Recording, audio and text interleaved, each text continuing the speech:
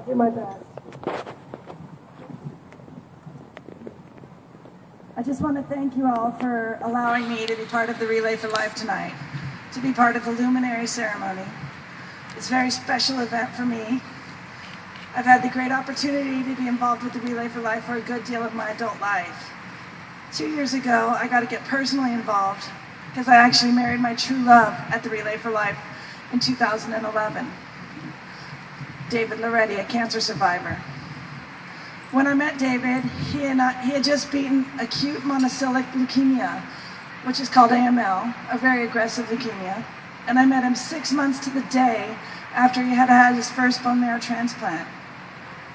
His cancerous blood was replaced with a new blood and even a new blood type. It was truly a miracle. That gift was given to us by a stranger through the Be the Match organization. The gift of stem cells to replace David's leukemic cells gave David time to be the man he had always wanted to be a family man, a husband, a hands-on daddy, and even an inspiration to many by the way he chose to live. That transplant gave David time to find his true love, and I was blessed to get to be that girl. Both of our dreams came true after he was diagnosed with cancer. That was one of the reasons we wanted to have our wedding at the Relay for Life, to show people that having cancer diagnosis does not mean it's the end of your story. For some of us, it's just part of our journey. Having cancer in our life, I believe, colored how we lived. We savored all the things that matter, like family, good friends, loved ones, great conversations, experience shared like travel and taking in the beauty and wonder of nature together. David's cancer was a gift in many ways. A gift you would never ask for, but it taught me how to live, how to love, and it taught me how to enjoy what I do have. Last year, at the Relay for Life, we both got a chance to speak to you all. We wanted to thank everybody who participated in our wedding and keep you updated on what was going on. At that time, David was 6 weeks out of his second bone marrow transplant. The year before that, at our wedding, leukemia was festering in both of his legs, but not showing up the way that AML normally does, so it puzzled the team of doctors at City of Hope for a while.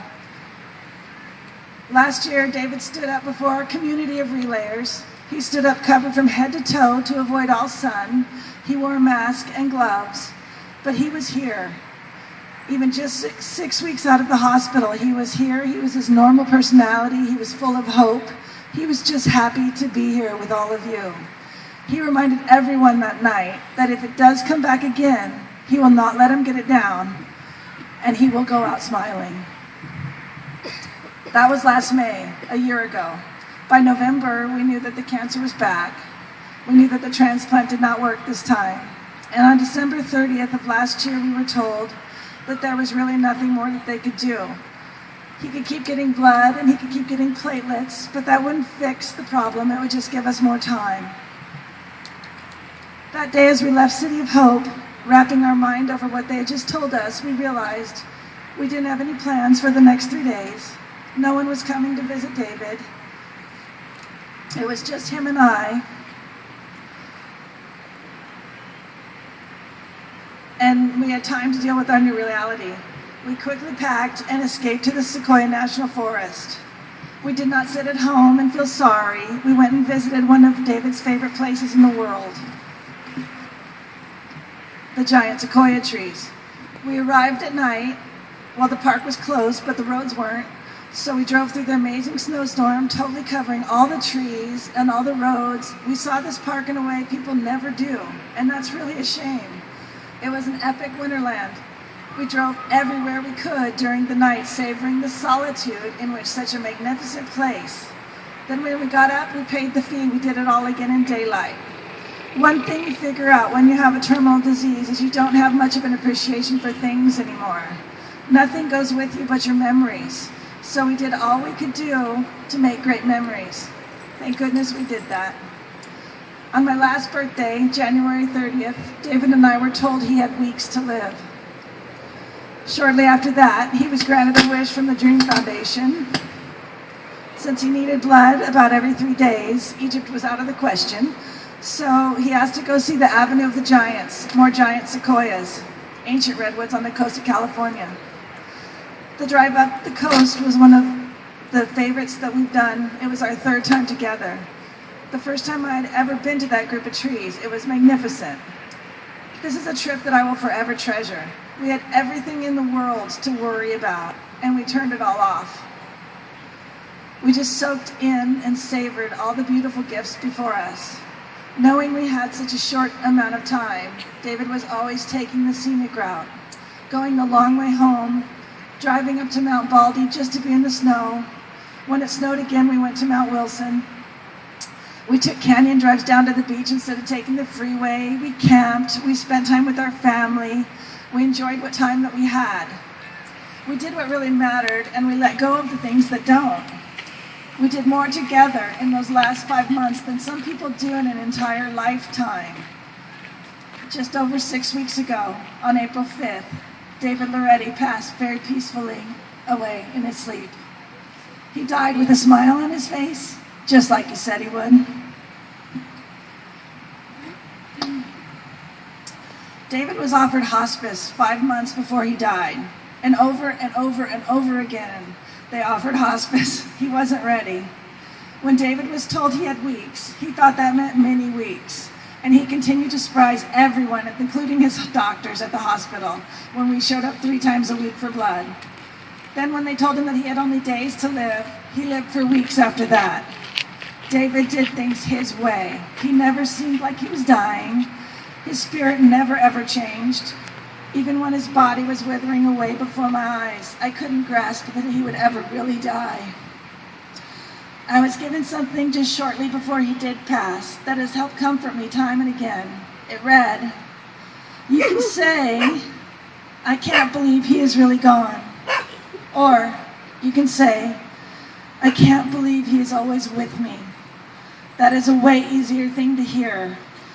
He's gone away is so permanent and so painful. Everything I ever shared with David Laoretti lives in me. Every memory we shared is still alive in me. And so he's not really gone. Actually, he is alive in me and in many of you people here as well.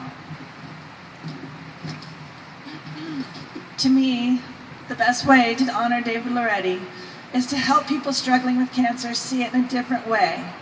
Not to live in fear, but to live right now. Enjoy what you have at the moment. Once he wrote an article for City of Hope News magazine, and these are his words.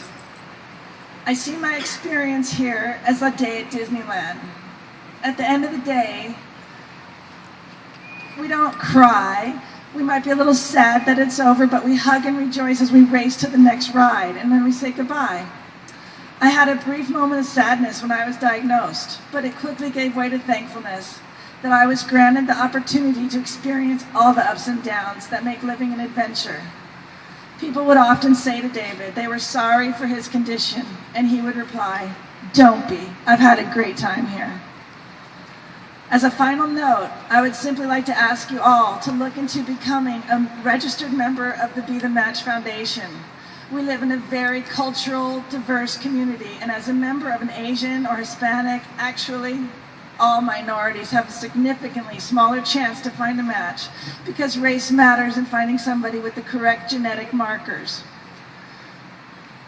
David had a 71% chance of getting a match. That's a really good odds. Hispanic people have 10% chance of finding a match. Asians and African Americans only have a 7% chance.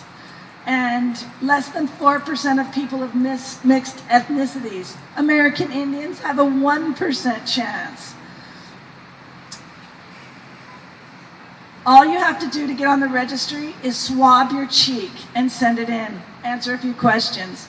There's only a 1 in 10,000 chance that you would ever match anybody. But what if you could? What if it did not hurt to save a life? Would you do it? Would you do it then? It doesn't hurt. They remove stem cells much like they do dialysis, so the amount of pain is very much like getting an IV. I hope that you say yes and follow up by contacting Be the Match. I have, and I pray to God that someday I get to return the gift that has been given to our family. If you knew David Laoretti, This would be the very best way to honor his legacy. Pay that kindness forward and get on Be the Match. I have all sorts of information about Be the Match. If anybody is interested, just come to me. I'll give you something so you can follow a link. It is the simplest thing. They send you an envelope. You can fill it out in 5 minutes, swab your cheek, and send it back in. That's all that it takes, and you can save a life. Is anybody here willing to do that? That's all. Thank you.